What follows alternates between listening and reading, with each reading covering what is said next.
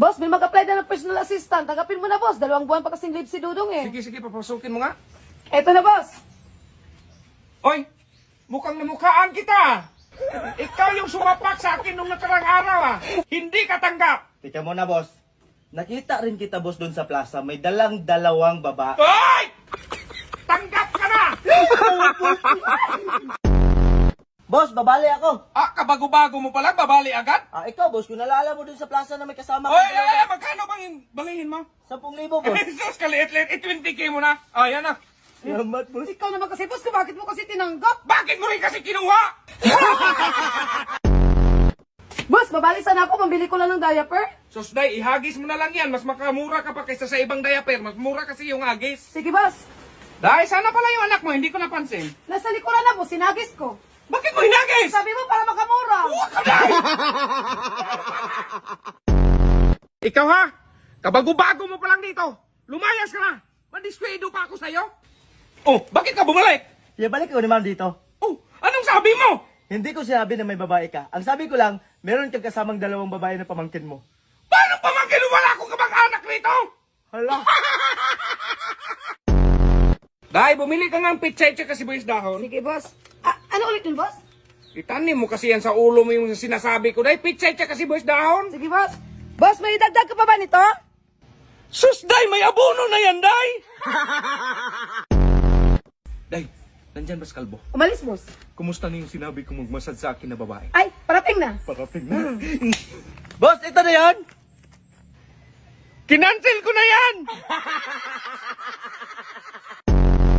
Day, paano natin palasin yung kalbo na yan? Madiskwido talaga ako dyan. Ay, pagalitan mo, boss, para aalis na yan. Oo nga, no? Ingat. Oh, lumayas ka na lang kaya dito! Wala ka namang ibang ginagawa! Matulog, mag-cellphone! Bakit? Sino ba yung kachat mo? Si ma'am, boss. Ay, may, magpaload ka tapos merienda. Salamat, boss.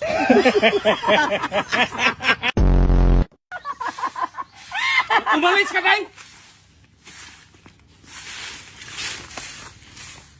Saan punta mo, Day? Sabi mo, alis na.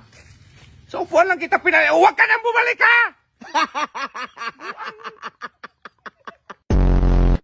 Kakainis talaga tong kalbo na to. Wala na nga sana akong problema kasi si Dudong nag-live ng 2 buwan. Itong kalbo na to dumagdag na naman. Ano problema mo, boss? Nagtanong ka pa! Maglakad ka ng 100 step ha kasi nandun yung surprise ko sa'yo. Sige, boss. 1, Oh, magligaw talaga yun. Huwag ka nang bumalik!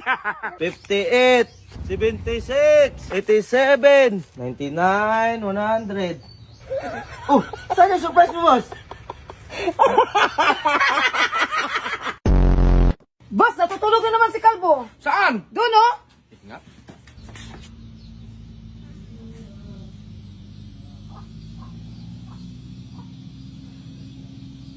May utos ka, boss? Wala, matulog ka habang buhay. Dahil saan pala yung apple rito? Nilagay ko sa bibig ng baboy, boss. Bakit mo nilagay? Para hindi iyak kapag litsunin na. Boss, ano palang iniisip mo? Sus, Day, kadami kong problemang iniisip.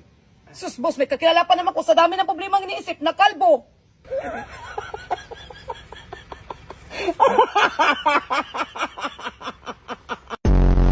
Day, halika nga. Bakit, boss? Pinagbintangan kang na ikaw daw kumuha ng baboy sa ating kapitbahay. Ay, hindi ako, boss. Di, ikaw yung mga sabi nila na ikaw daw kumuha ng baboy nila Wala akong alam yan. Di, Day, bayaran lang natin yun. Bayaran na ang tigas ng balat ng baboy nila tapos ginalis pa.